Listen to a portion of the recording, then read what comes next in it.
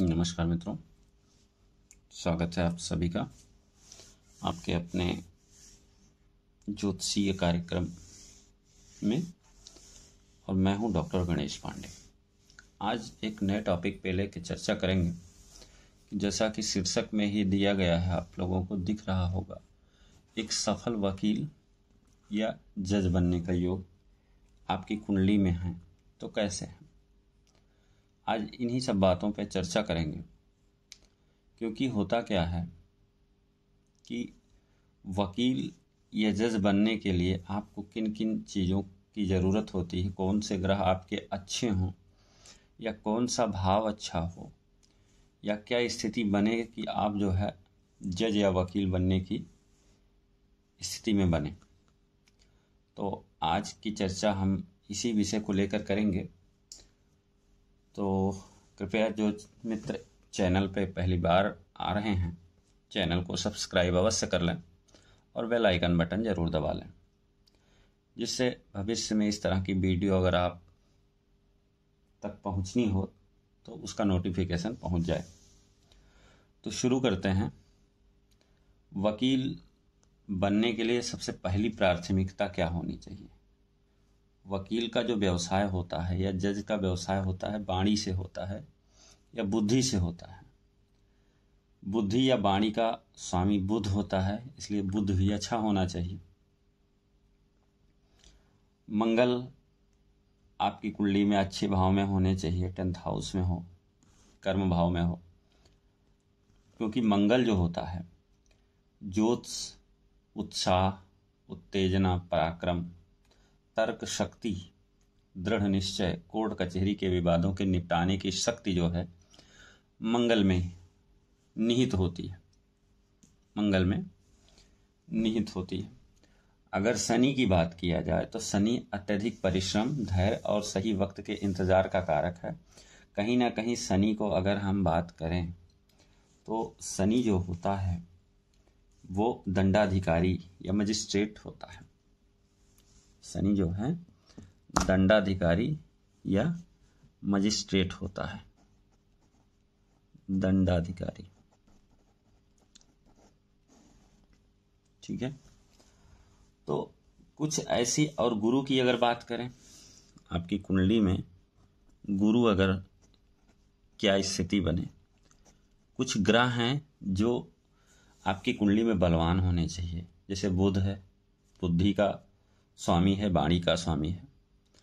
और वकालत ऐसा पेशा है जो बुद्धि और वाणी से ही संबंधित है, तर्कशीलता से संबंधित है।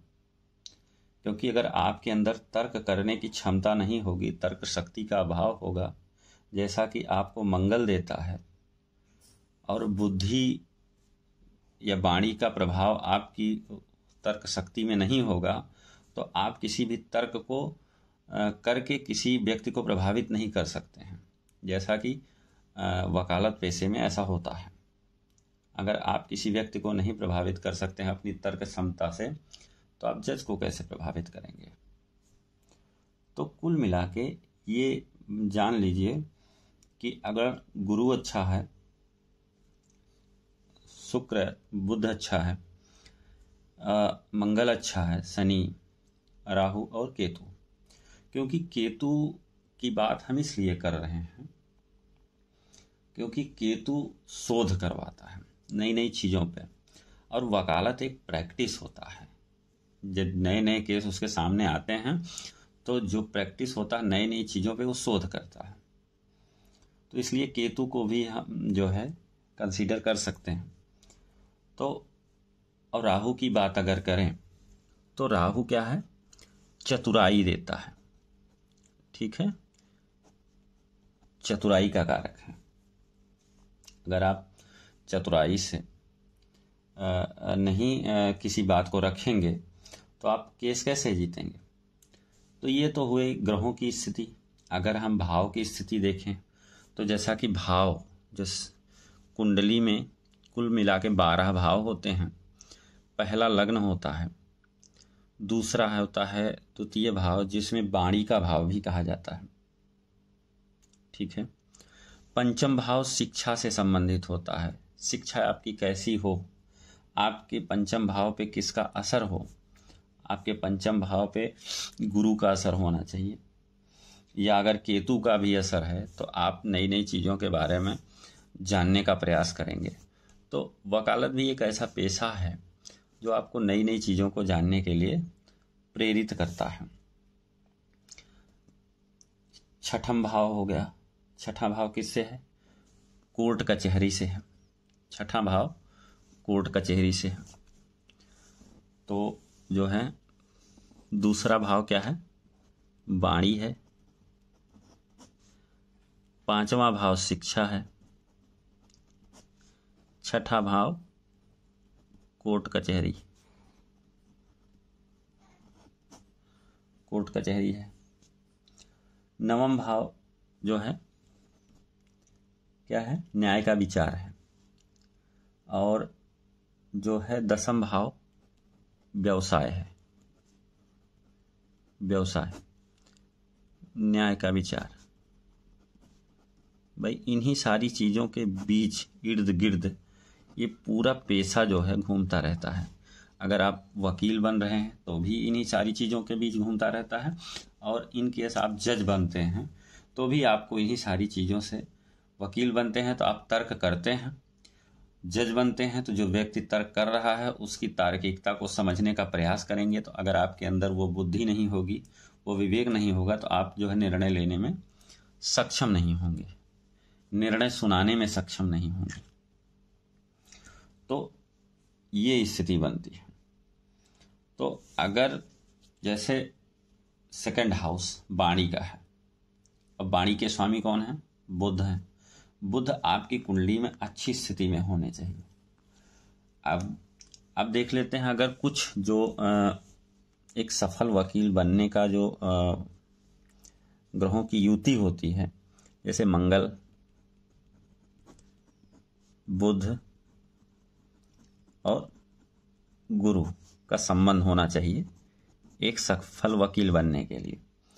लेकिन कानून विभाग में जाने के लिए मंगल, गुरु और सूर्य, ये कानून विभाग से संबंधित है। अगर आपके कर्म भाव में यानी कि 10th हाउस में इन ग्रहों की युति है, या इन ग्रहों की युति से संबंधित है, दृष्टि है, या किसी भी तरीके से संबंध है, बन रहा है, तो आप कानून विभाग में जाएंगे। और बुध और गुरु की बात अगर करें, बुध और गुरु की युति है तो भी आप वकील बनेंगे, और अच्छे वकील बनेंगे, सफल वकील बनेंगे। तो जैसा कि ये सारी स्थितियां बनती हैं, तो आप एक अच्छे, अगर आपके प्लैनेट अच्छे होते हैं तो आप जो है, और यही नहीं, गुरु, बुध और शनि का भाव बली भी होना चाहिए। जिस भाव में हो उस भाव में उनका बल जो है अच्छा हो, मतलब मित्र राशि में हो या उच्च के हो, डिग्री उनकी अच्छी होनी चाहिए। शुक्र क्या करता है? शुक्र की भी भूमिका होती है आपकी कुंडली में एक सफल वकील बनने के लिए। शुक्र क्या करता है? एक धनी वकील बनाता है, धनी वकील बनाता है। और राहु झूठे बयान, कूटनीतिपूर्ण व्यवहार का कारक है। और अगर शुक्र और राहु की युति हो जाए तो आपकी कुंडली में एक चार चांद लग जाता है। एक धनी वकील और राहु आपकी जो कूटनीतिपूर्ण व्यवहार है उसका कारक बनता है। तो ये तो रहा आपकी कुंडली में जो है एक सफल वकील या जज बनने के जो गुण हैं। अब अगर हम एक जन्म पत्री का विश्लेषण कर लें, जैसा कि अभी हम देख रहे थे, तो उससे काफ़ी कुछ चीज़ें जो है उदाहरण के तौर पे समझ में आने लगेंगी। तो देखिए, ये एक जन्म पत्री है, एक सफल वकील कह सकते हैं। और वकील ही नहीं, ये विभिन्न क्षेत्रों में प्रतिभा के धनी हैं, लेकिन मुख्य पेशा इनका वकालत है, सफल वकील हैं। और देखिए, जैसा कि अभी चर्चा कर रहे थे शुक्र, मंगल और बुध की, तो आपके कर्म भाव में ही है। जैसा कि इस जन्म पत्रिका में है कि बुध कर्मेश और लग्नेश दोनों होकर के कर्म भाव में बैठे हैं सूर्य और मंगल की युति के साथ। सूर्य ऊर्जा है, मंगल भी ऊर्जा है, तो मंगल का बली होना भी जो है इस पेशे के लिए अच्छा माना जाता है। ये व्यक्ति अगर जो है अगर देखा जाए तो प्रशासनिक पद में भी जा सकते थे, लेकिन नहीं, चूंकि इनका प्रभाव बुध का ज़्यादा था, वाणी का ज़्यादा था, चूंकि बुध इनके लग्नेश भी हैं और कर्मेश भी हैं, तो इसलिए इन्होंने ऐसा पेशा अख्तियार किया जो कि बुध से संबंधित हो। और गुरु और शनि की युति है इनके लग्न में। गुरु जो है इनकी दृष्टि है, गुरु की पंचम दृष्टि है 5वें स्थान यानी कि शिक्षा भाव पे। अगर इनके शिक्षा भाव को देखें तो यहाँ केतु बैठा है और ये जो 5th हाउस के जो स्वामी हैं शनि लग्न में बैठे हैं, अच्छी स्थिति में हैं। तो ये देखिए कि क्या स्थिति बन रही है। केतु, अभी हम चर्चा कर रहे थे, केतु शिक्षा से संबंधित अगर किसी भाव में, जिस भाव में है उससे संबंधित रिसर्च कराते हैं। तो जैसे शिक्षा में आप प्रैक्टिस है, वकालत एक प्रैक्टिस है, तो डेली नए नए केसेस मिलते रहते हैं, उससे संबंधित इनको जो है उस क्षेत्र के संबंधित रिसर्च करना होता है। और गुरु की दृष्टि है तो कहीं ना कहीं जो है उस ज्ञान को और भी प्रगाढ़ता मिलती है। और अगर हम आय भाव को देखें तो शुक्र और राहु की युति जो बन रही है वो कहीं ना कहीं एक धनी वकील, या हम वकील को अगर ना रखें पेशे में, एक धनाढ़ व्यक्ति की बात करेंगे। और ऐसा धनाढ़ व्यक्ति जो जिस भी क्षेत्र में रहेगा वहाँ अपनी वाक्पटुता और चतुराई से जो है लोगों को जोड़े रहेगा, क्योंकि ये जो 11th हाउस होता है वो कहीं ना कहीं सोशल कनेक्टिविटी का भी होता है। और सोशल कनेक्टिविटी वाक्पटुता से ही आती है और चतुराई से आती है। और बुध इसके लग्नेश हैं, इस पत्रिका में लग्नेश हैं और कर्मेश होकर के कर्म भाव में बैठे हुए हैं। तो ये जो अभी हम चर्चा कर रहे थे कि जो भी चीज़ें हैं अभी बुध, गुरु, मंगल, शनि और राहु की या केतु की हम बात करें तो इससे जो है शिक्षा भाव में है, तो कहीं ना कहीं ये शोध का भी विषय बनता है। और गुरु की जो पंचम दृष्टि है शिक्षा भाव पर है, चंद्रमा मन का कारक है और इसकी जो दृष्टि पड़ रही है कर्म पर पड़ रही है, तो ये व्यक्ति किसी भी विषय को सोचते सोचते गंभीर चिंतन में चले जाते हैं और जब तक उसका निचोड़ ना निकाल लें तब तक उस पे जो है रुकने वाले नहीं होते। ये प्रभाव होता है। तो ये स्थिति बन रही है इस पत्रिका के अनुसार। और इस पत्रिका में एक सफल वकील या सफल जज या सफल प्रशासनिक अधिकारी के योग हैं इसमें। और यही नहीं, ये जो योग बन रहे हैं सूर्य मंगल 10th हाउस में, ये बहुत बड़ा योग बनता है। ये व्यक्ति सीधे शासन से जुड़ते हैं, ये बड़े लेवल के जो है मंत्री भी हो सकते हैं, कैबिनेट लेवल के मंत्री भी हो सकते हैं। तो ये स्थिति बन रही है इस पत्रिका के माध्यम से। और वकील, एक सफल वकील या सफल जज की कुंडली तो है ही, बनने का योग है इस कुंडली में, लेकिन इसके साथ साथ ये शासन स्तर पे अगर देखा जाए तो डायरेक्ट शासन से जुड़ने वाली जो है कुंडली है। इस तरह के योग इस पत्रिका में है।